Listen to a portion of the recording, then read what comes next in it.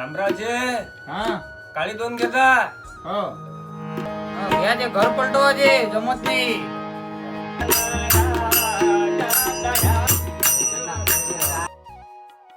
आता झालं वाटते चालू भजन.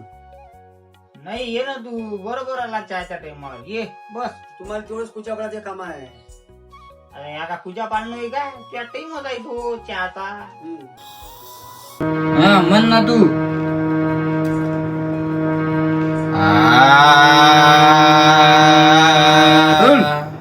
स्वरात आहे का कोणत्या भलत्या घोरात आहे तू. नाही हो, ते भजन तसं थोडी आहे, नामदेवले म्हणता थोडी येते. पण आता उपाय नाही ना, पेटी त्याची वेळ मग आपल्याला ऐका लागते, चलू द्या लागते. काका रामदास ओळखला गेले. वा वा वा. त्या रामचंद्राचा नातू आहे म्हटलं. हो हो. हो, मोठा कलाकार झाला.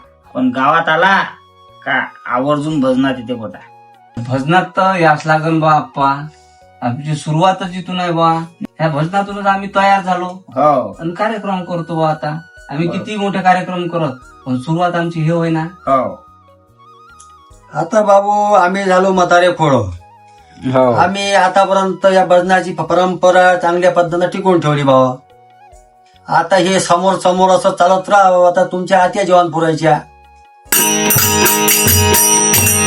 रामदासच्या चॅटी उतरली ना राजा. ठोक ठोक ठोक. हे फुटली आता, अजून ठोकू. तुले मी पहिलेच म्हणू रामदास्या, त्याला जमत नाही. बरं झालं बघ नाही, शेवट त्याटी फुटली. जाऊ दे आता, भरेव तशीच करून टाकू. त्यावर किती काय का पैसे जमा किड्याचे. माझ्याजवळ बाबा 170 रुपये आहे. आता आजचे काय भेटून तो वेळ आलं.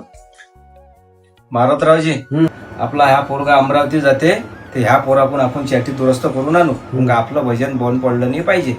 कहून का आता महालक्ष्मी गणपतीचा आहे पिरियड. गडाचं म्हणणं बरोबर आहे. काही झालं तरी भजन नाही बंद पडलं पाहिजे राजा आपलं.